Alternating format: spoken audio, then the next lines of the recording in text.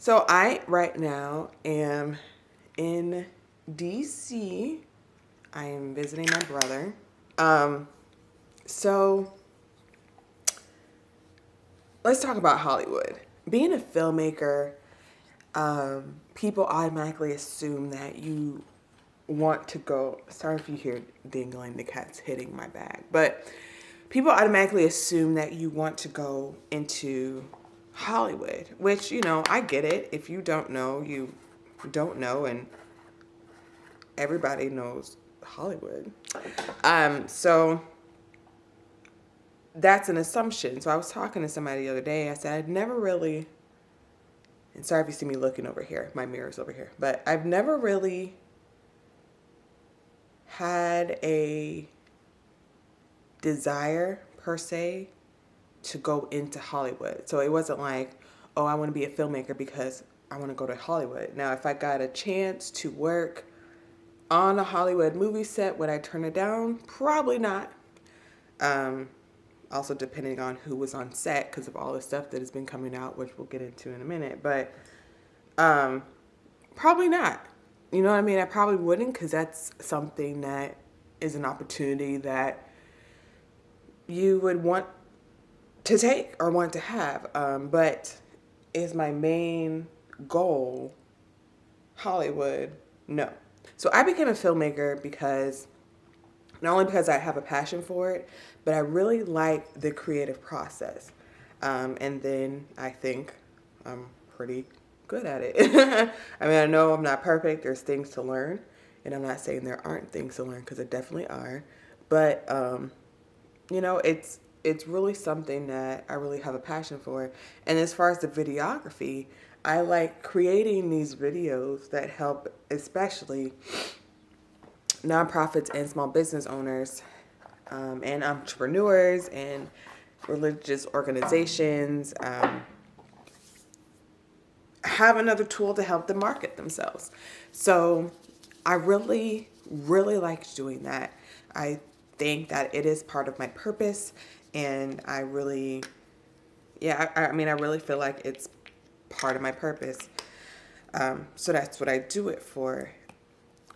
The short films that I do because in the area that I live, it is not what would be considered a film place to be, per se, So there are people there that, want to get into acting and things like that, but there are also not a lot of people there that want to get into acting. So, hold on. I don't have as many resources as somebody who, let's say, who lives in LA or New York or even down south in like Miami or Atlanta or Dallas or Austin, things like that. Don't have as many resources, including access to people that want to do this. So I have learned how to work with actors and non-actors. And yes, today will be just kind of all over the place as far as the content goes. Have that mole there. It's kind of annoying, but anyway. And that's not a problem for me at all. I think that working with so let me start over. An actor is somebody that is really interested in pursuing it as a career. A non-actor, how I would describe it, is somebody that has a love for acting, who is interested in it, but not necessarily enough to make a career out of it. So that's why with that combination of people, short films is really, really great because it doesn't require a lot of time. On average, I usually take about 4 days, 4 to 5. Yeah, about 4 to 5 days, not counting the audition, because we have a table read, we have a practice, we have the filming day, and then we have an ADR day, which is audio dialogue replacement which is, you know, when they go over the audio.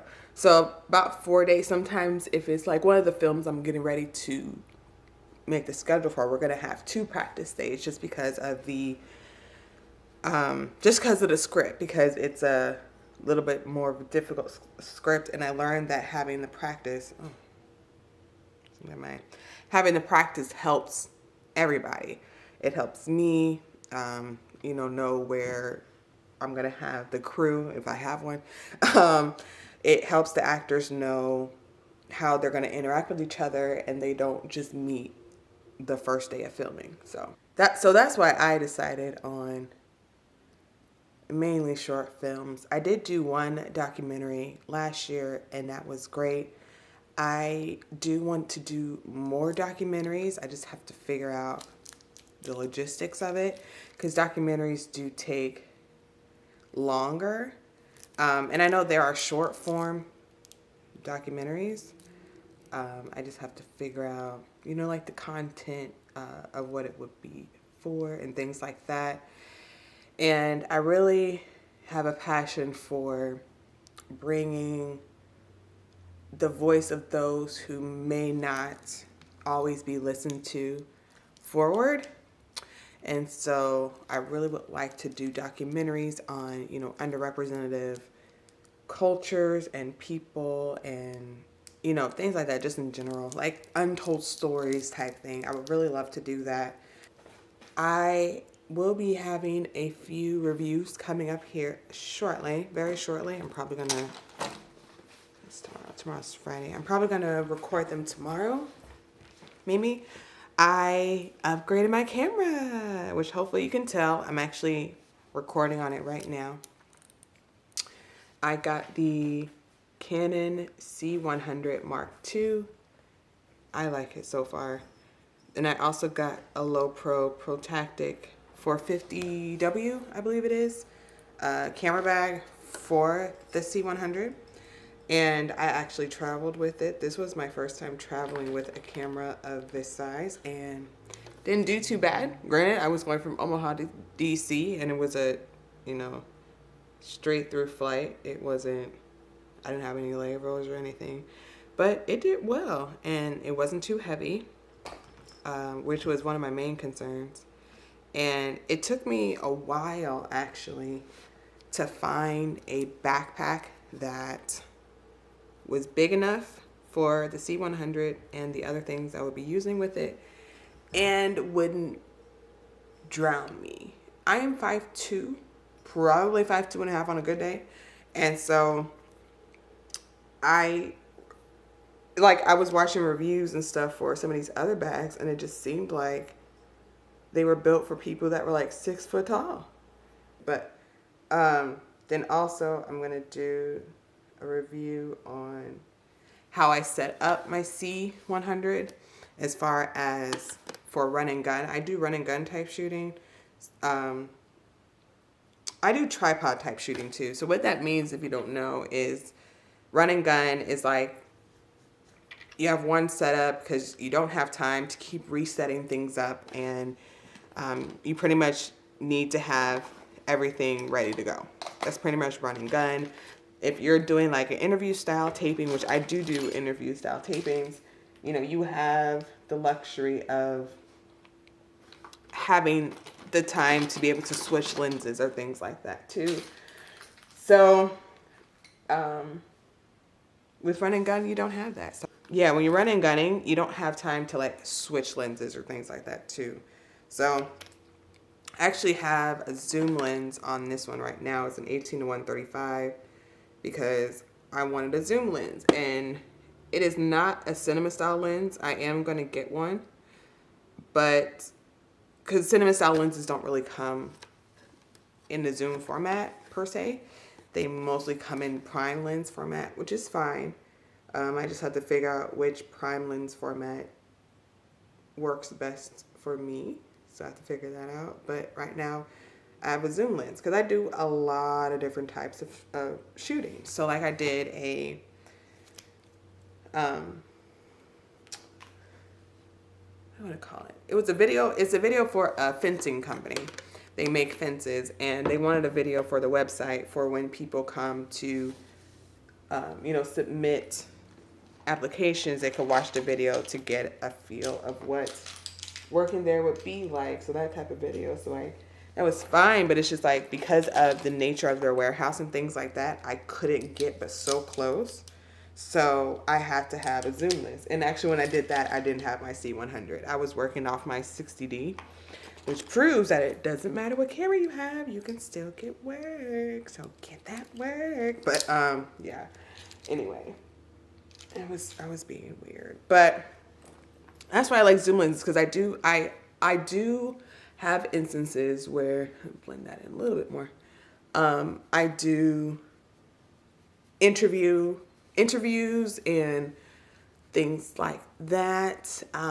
But when I'm doing a promo video or a video like I did for the fencing company or an event recap video, those aren't environments that are conducive to switching lenses, because when you switch lenses, you're exposing the sensor on your camera, you're exposing the glass on your lens. So let's say if I was to switch lens at the fencing company, I mean, there's dust and stuff, because I mean, they actually make the actual fences. So there's dust and stuff there. Like, I'm not going to expose my sensor to that, because yes, you can clean the sensor, but you don't want to purposely expose, you know what I mean? So it's like, there are certain situations where I need to have a zoom lens. And so far, this 18-135 is doing pretty good in my opinion. Especially with the C100 Mark II it has a 4K sensor, but it doesn't record in 4K, which is fine with me. So the quality is actually pretty good. And then actually, I also film my son's football games. And then make the videos and post it on the group page so the parents can see it and stuff like that. So it's like, for that, I need a zoom lens for that. You know what I mean? Because one, I'm the only person filming them. So it's not like I can have a prime lens and somebody else can be on another part of the field and have a prime lens and it'll be fine. Like, no, I'm the only one doing it. And then sometimes I can only be on certain parts of the field. I am going to attempt to vlog and get B-roll of some beautiful places. But I am also, I know I'm covering my, I'm also going to be cognizant of the fact that I have an expensive camera and it looks like an expensive camera, and I'm not trying to get robbed. You know? Not trying to get robbed anytime soon. Anyway, so rebranding is going great. If you haven't watched my first steps to branding video, you should. But you should watch it, because I like to do videos on things that, you know, I'm doing or have done, so that I can know what I'm talking about. But I was contemplating on not doing any makeup related things on my channel. Not because, well, mainly because I'm not a makeup artist. I do like makeup and I'm not a guru or anything, but I decided I want my channel to be a conglomerate of not random stuff, but things that matter to me. So like, my son has expressed interest in doing some more videos. I do have some reviews and other videos on my channel that he is featured in, and things like that. So put that up here, little talk, chit chats as they call it, you know, while I'm doing my makeup about film stuff. Because this is me, you know, like, I want my channel to be me. I still want to incorporate, because like, I'm not really, like today, this wasn't really a tutorial. I was just talking as I was doing my makeup, because I have time to do that because I am not at home, and we're still talking, you know, we still talked about film related and video related things. So hopefully you guys are into that. But I am looking at different ways on how to start connecting with people in different cities and things like that. So I was like, well, maybe LinkedIn will be a good resource for that, but I'm not sure. I don't know. And then like just with connecting with people in my own city, how do you guys use it? Do you guys reach out to people on LinkedIn? Have you made some actual connections? Not saying necessarily that, like, yeah, maybe somebody I reach out to I could possibly do some videography for them or whatever, but that's not like the main goal. But I mean, have you reached out to somebody and you ended up getting a job or a contract or something? Like, I don't know. How do you guys use LinkedIn? Anyway, so if you use LinkedIn, let me know how you use it, and let me know if you're on there and want to connect. I'll connect with you. I'm gonna take those. But yeah, let me go comb my hair over and put in my earrings, and I'll be back. All right, so that's it for this very random video. Talked a little bit about everything, but I really just wanted to do a get ready with me film edition, talk about film and my company and things like that. So if you like this video, give it a thumbs up. Again, I will I'll have the link where you can go to get all the makeup that I used down below, so make sure you check that out. And yeah, stay tuned for some more reviews coming and some more just tip videos, entrepreneur tip videos. And make sure you subscribe if you're into this type of thing, and comment down below, let me know you're here. You can follow me on Instagram at EBE Films. I would love to connect with you over there and all that type of stuff. So yeah, that's it. So I'll see you later. Bye.